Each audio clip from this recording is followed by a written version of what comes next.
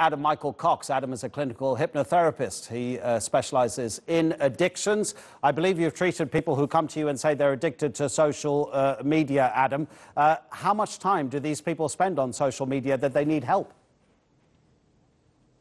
For some people, it's a lot of time, and it's not just the amount of time on social media, it's the frequency at which they check all different types of platforms, from Instagram to Facebook to Twitter, and that can interrupt their ability to concentrate, interrupt their ability to sleep, and actually massively affect their personal relationships as well. Yeah, in terms of personal relationships, how much do you think social media has changed human interaction? Now, parents who tell their teenage kids, stop using the phone and talk to me, otherwise you'll forget how to actually communicate with other human beings. How much is that true? I think it's become the native way at which young people communicate with each other. So if their phone starts ringing, as in to take a phone call, quite often they will decline that and then kind of reply by text or WhatsApp. So the native way for young people to communicate certainly is through messaging, not just text, but certainly emojis as well. So I would agree with the concerns of parents that actually the art of communicating verbally is becoming a bit of a lost art.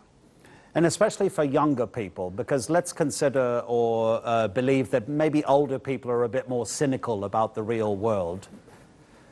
Younger people, in their pursuit of likes and ticks and thumbs up and talking to each other and saying, look, I've got 25 likes, so that means I'm more important than you are because you've only got 5. Are people really literally judging their self-worth by the amount of likes they get from people they're never, ever going to meet with?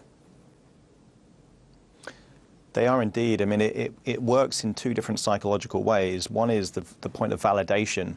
So if other people, other than yourself, agree with a sentiment or a picture, then somehow it has more credibility than if you just believe it yourself. The other thing is that these things like a like or a love heart or even a comment actually creates the reward mechanism in the brain, dopamine. So people are being positively rewarded for the external validation from other people, and that creates a cycle where people crave that good feeling and do more and more extreme things sometimes to actually create that kind of response. While people might come to you because of what they see as a negative, do you ever emphasize the positive of their interaction with their devices? Just a couple of days ago, the British rapper Stormzy, he tweeted, make sure you vote, don't scroll past, this is very, very important, and he had a link to help people to register to vote in the upcoming election in the UK. There was a 236% spike in voter registration after Stormzy's tweet. So there are positives about social media. Of course there are. There are huge positives to social media. It gives people a voice. It gives people the ability to connect, to learn about different kind of opinions and perspectives.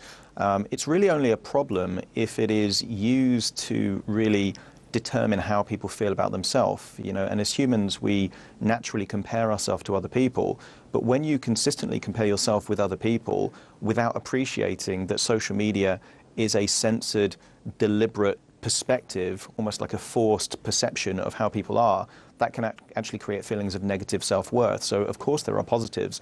It can become an impact, you know, a negative impact, if it does affect people's ability to sleep or to concentrate or to interact positively, or if they're actually using it as a platform to spread, you know, negative messages such as trolling or hate, then it can become a real issue.